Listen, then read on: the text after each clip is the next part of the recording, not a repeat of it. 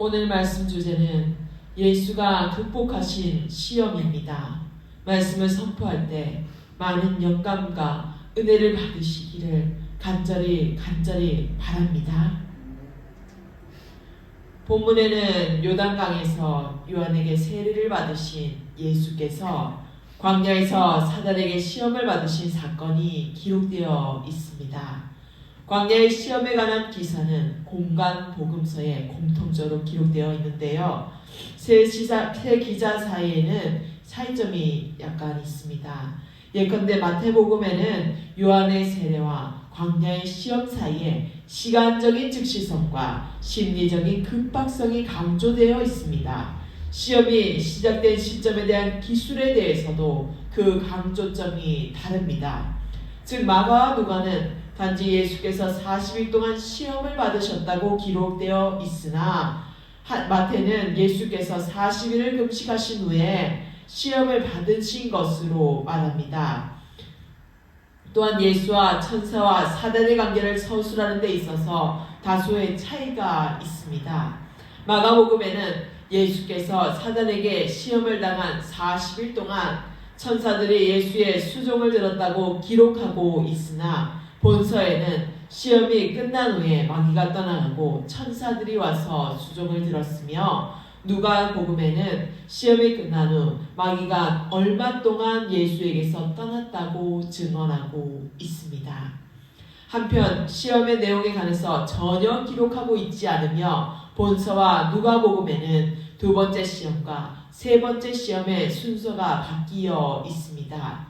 이와 같은 차이점에도 불구하고 세 기사는 예수께서 광야에서 사단에게 시험을 받으셨고 이 시험에서 승리하셨다는 내용을 공통적으로 다룹니다. 예수는 요한에게 세례를 받으시고 성부 하나님으로부터 하나님의 아들이라는 공적 증언을 받으신 후 복음 선교 사역을 시작하기 직전에 광야에서 시험을 받으십니다.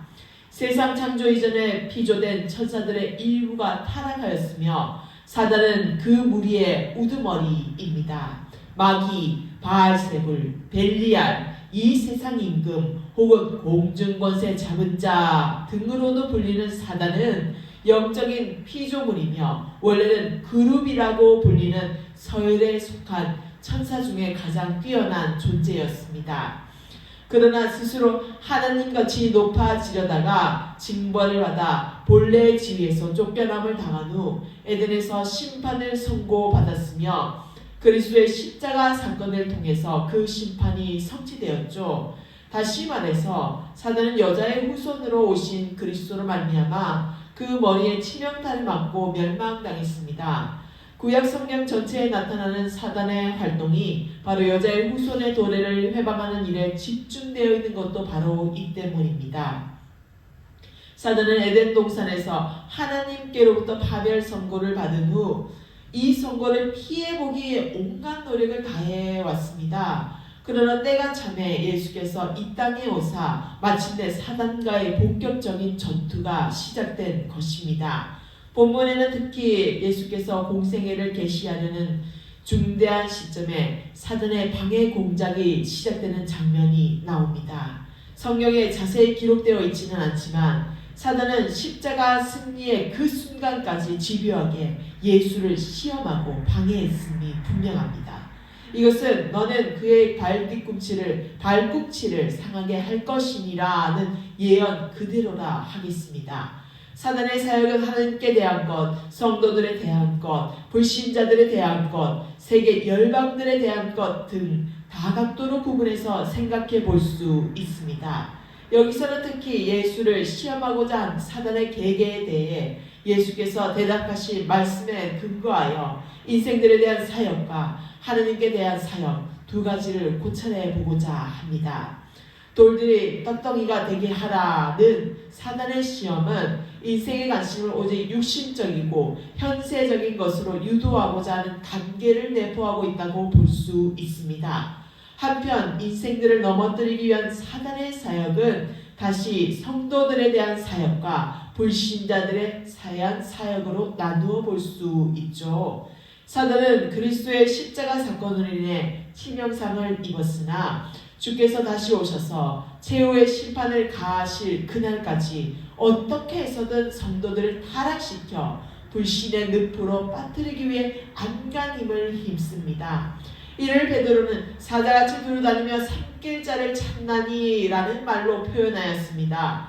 그러므로 성도의 싸움은 혈과 육에 대한 것이 아니라 정사와 권세와 이 어둠의 세상 주관자들과 하늘에 있는 악한 영들에 대한 것입니다. 사단이 성도들을 타락시키기 위해 가장 많이 사용하는 방법은 참소와 비방입니다.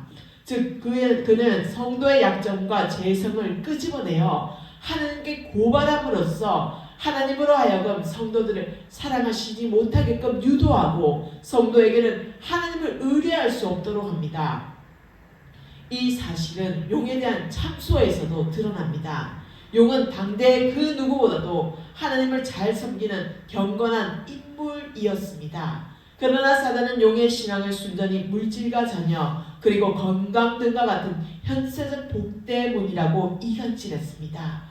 하나님은 결국 사단에게 욥을 치도록 허락함으로써 욥의 순전한 신앙을 증명케 하였지만 보다 궁극적인 동기는 욥으로 하여금 영적으로 더욱 성숙해지게끔 만들며 또 현세적인 복도 배가시키는 데 있었습니다. 어쨌든 사단의 관심은 어떤 수를 써서라도 욥을 범죄케 하고 하나님을 원망하도록 만들어 신앙에서 이탈시키는 데 있음이 분명한 것이었습니다. 사단은 성도의 마음속에 불신감을 조성하여 하나님을 멀리하도록 꾀합니다. 첫사람 아담 부부가 타락한 것도 바로 불신으로 유도하는 사단의 유혹 때문이었습니다. 이러한 유혹에 부딪혀 아담 부부는 하나님의 말씀 그대로 믿고 순종해야 했어야 함에도 불구하고 육신의 정욕에 이끌려 하나님 말씀이 없는 말을 스스로 덧붙이고 말았죠. 즉 하나님은 먹지 말라 내가 먹는 날에는 정녕 죽으리라고 말씀하셨음에도 불구하고 하와는 하나님께서 먹지도 말고 만지지도 말라 너희가 죽을까 하노라고 말씀하셨다고 대답했던 것입니다. 바로 여기에 불순종의 싹이 배태되어 있었던 셈입니다. 이와 같이 사단은 하나님의 말씀을 인위적으로 가감시킴으로써 성도의 마음속에 온갖 의욕과 회의를 조장시킵니다. 실례로 초대교회 때에는 유대교와 로마 제국의 힘을 빌어 성경을 말살시키려 했고 중세시대에는 성경을 특수계층만 읽어야 되는 것처럼 유도하였습니다. 그런가 하면 오늘날에는 민중신학, 해방신학 등의 각종 변질된 성경 해석이 인본주의나 자유주의에 탈을 쓰고 기승을 부리고 있죠. 그러나 성경 말씀의 본령은 결코 시대나 상황에 따라 상대적으로 적당히 해석될 수 없음이 분명합니다. 사단은 성도들을 각종 범죄를 유혹합니다. 이러한 유혹으로 인하여 성도는 죄책감에 시달리며 자신은 하나님의 자녀가 될 자격이 없다고 생각하여 결국 회의와 불신하게 빠져듭니다. 이보다 더 심각한 것은 범죄의 횟수와 강도의 횟수가 자꾸만 늘어나 마침내 영적 무건강 상태에 빠지게 만든다는 것입니다. 그러나 성경은 우리가 예수 그리스도를 구주로 영접할 때 알게 모르게 지은 죄와 과거와 현재 그리고 장래의 죄악까지도 모두 사함을 받았다고 분명히 밝힙니다.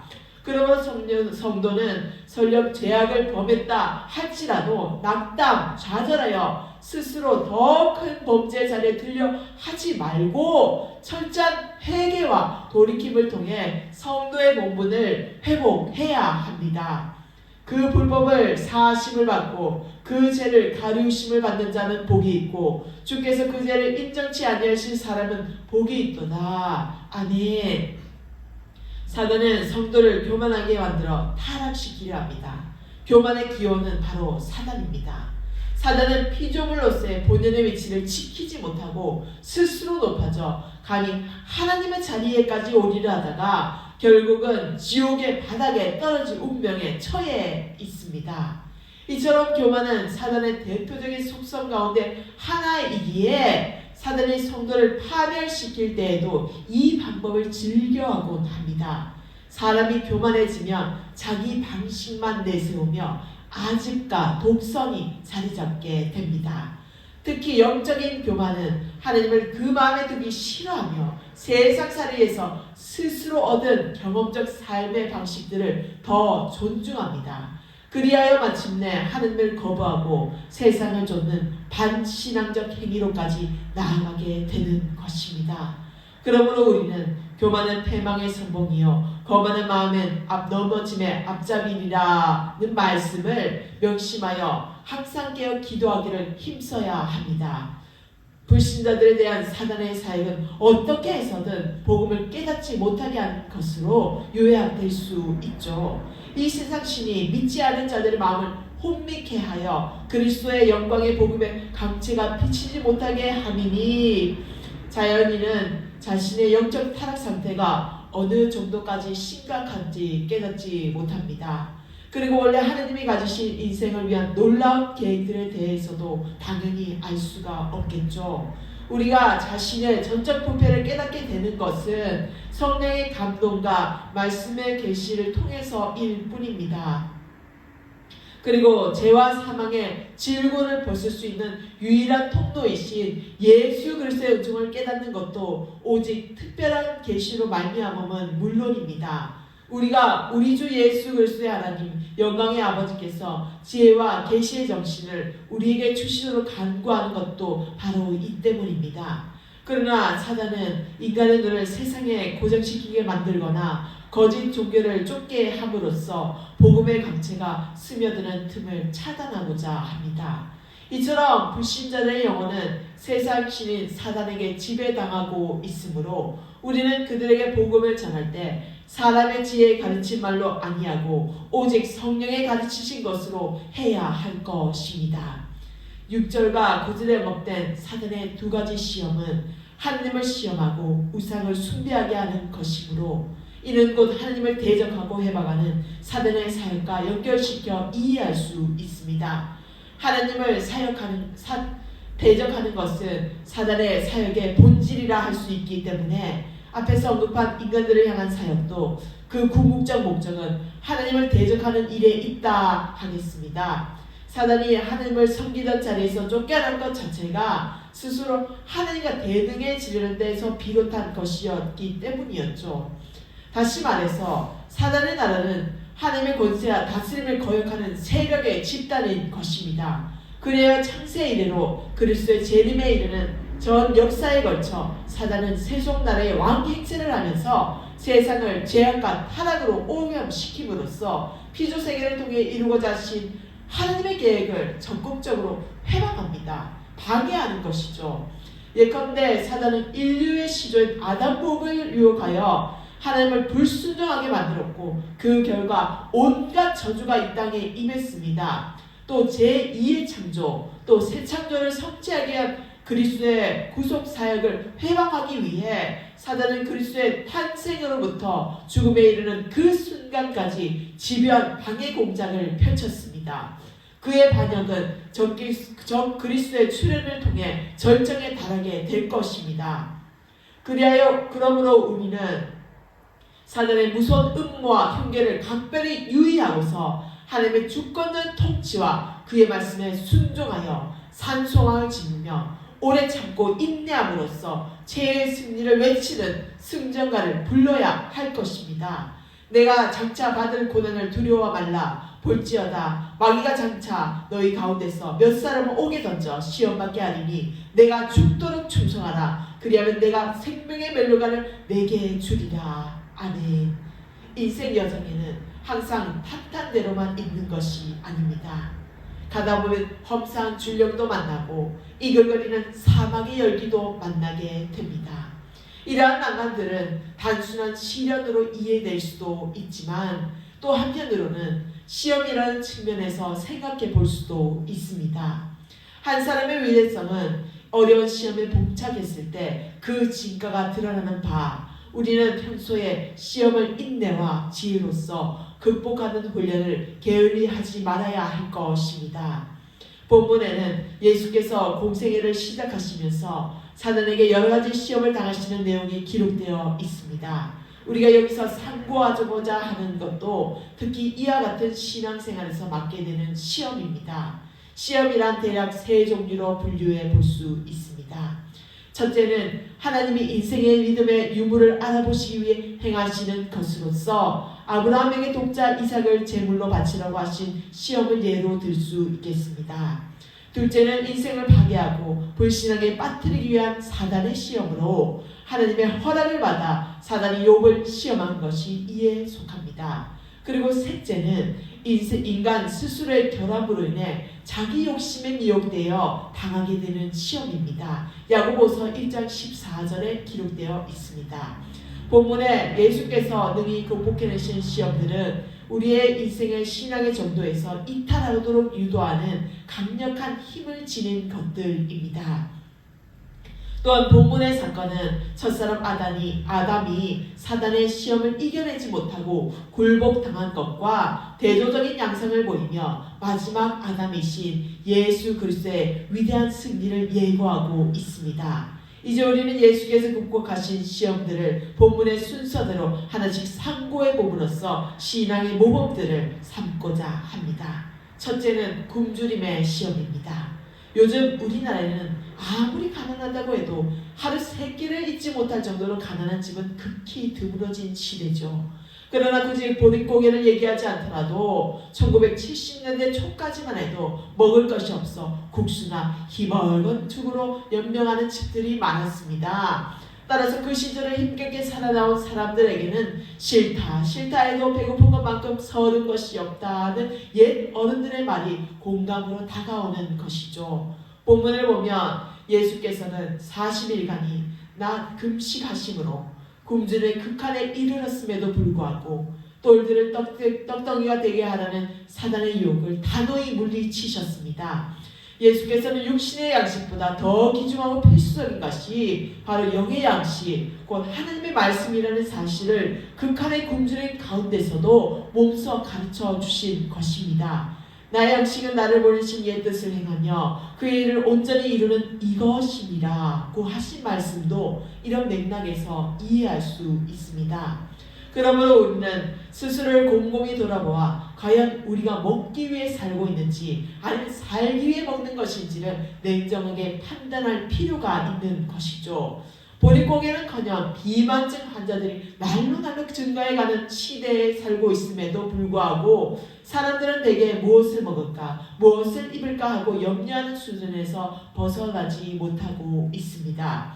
양식이 없어 주림이 아니며 물이 없어 가람이 아니요 여호와의 말씀을 듣지 못한 기갈이라. 여호와의 말씀을 듣지 못한 기갈인 것이죠. 아모스 선지자가 되어난 하나님의 말씀이 너무나 또 피부에 와닿는 것을 느끼게 하는 세태인 것 같습니다.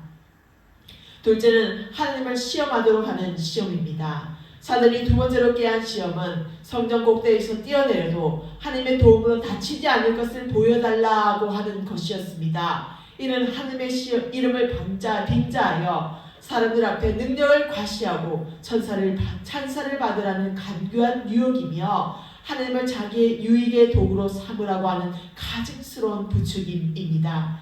이스라엘 백성은 광야에서 하나님을 원망하며 시험하다가 불뱀에 물려 많은 사상자를 내는 우를 범한 바 있습니다.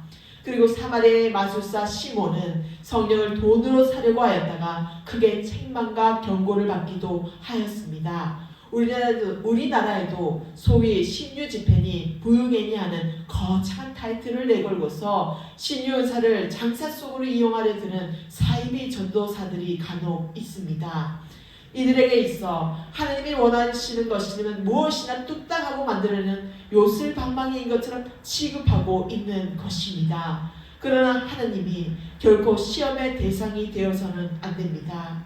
피조물인 인생으로서 하나님께 나아가는 합당한 자세는 순종이요 복종밖에 없습니다. 나의 뜻과 나의 고집을 주장하는 것이 아니라 오직 하나님의 뜻과 하나님의 나라가 이루어지길 소망하며 겸손히 그분의 말씀을 청종하고 또 전폭적으로 의탁하는 삶을 살아갈 때 우리는 만사형통의 복을 받게 될 것입니다. 너희가 악한 자라도 좋은 것으로 자식에게 줄 알거든 하며 하물며 하늘에 계신 너희 아버지께서 구하는 자에게 좋은 것으로 주시지 않겠느냐. 아멘. 셋째는 세상 권세와 부귀의 시험입니다. 두 번에 걸친 시험이 실패로 끝나자 사단은 마지막으로 예수를 높은 산으로 데리고 가서 천하만국과 그 영광으로 유혹했습니다. 우리는 흔히 이 세상을 멋지게 살아가려면 재물이 있든지 권력이 있든지 아니면 뒷배가 있어야 한다는 말을 합니다. 많은 위에 군림하여 추앙받고자 하는 것이 본능에 가까운 욕망입니다. 그래서 많은 사람들은 돈이나 권력을 얻기 위해 동분서주하는 것이죠. 심지어는 예수의 제자들마저 정치적 야심을 가지고 예수를 따라 다녔던 적이 있었습니다. 그러나 성경은 돈을 사랑함이 일망의 악의 뿌리라고 규정하고 있으며 제도를 버리고 백성 위에 군림하고자 하는 세속적 집권자들을 결코 부러워하지 말도록 경계합니다. 한편 세상 권세와 부귀로서 예수를 유혹하고자 하는 시험은 비단 본문에서뿐만이 아니라 그의 생애 동안 줄곧 따라다녔습니다. 그러나 예수께서는 섬김을 받기 위해서가 아니라 섬기기 위해서 이 땅에 오셨으며 공생애 동안 머리 둘 곳자 없을 정도로 재물에 초연한 삶을 사셨습니다. 그러므로 예수의 제자된 성도들은 이 세상 재물과 권세를 하느님과 동시에 섬길 수 없음을 명심하고 시시때때로 세상적이고 이기적인 정욕을 쳐서 말씀에 순종하는 삶을 살아야 할 것입니다. 성도 여러분, 유대 광야에서 예수님을 시험한 사단은 태초에 에덴 동산에서도 하와를 유혹하였습니다. 그때 하와는 선악을 알게 하는 나무의 실과는 먹지 말라, 내가 먹는 날엔 정령 죽으리라는 하나님의 말씀을 의심했기 때문에 사단의 계계에 빠지고 말았습니다. 그러나 예수께서는 오직 하나님의 말씀을 의지함으로써 사단의 시험을 이기고 승리하셨습니다. 이로써 우리는 우리들에게 도전해오는 사단의 시험에 어떻게 대처해야 할 것인지 그 승리의 비결을 깨닫게 됩니다. 그것은 오직 하나님의 말씀으로 무장하는 것입니다. 하나님의 말씀으로 하루를 잘 살아내시어서 말씀 삶의 질평선을 이루고 저 먼 항해의 바다까지 이르러서 하나님을 만나고 경험하는 감격과 기쁨이 넘치는 한 주간이 되시기를 주님의 이름으로 축원합니다. 기도하겠습니다. 사랑의 하나님, 오늘 마태복음 4장의 일부를 드러내사 조명하여 우리에게 읽고 묵상하게 하시니 감사합니다. 예수님이 십자가 사역으로 우리 모든 죄를 사하여 주시고 하늘 백성으로 삼으신 것을 알게 하시니 참으로 감사드립니다. 우리가 하늘 백성이 된 것은 우리의 노력이 아니라 영원 전부터 하나님의 계획에 따라 예수님의 십자가와 성령으로 인하여 된 것임을 믿을 수 있게 하옵소서.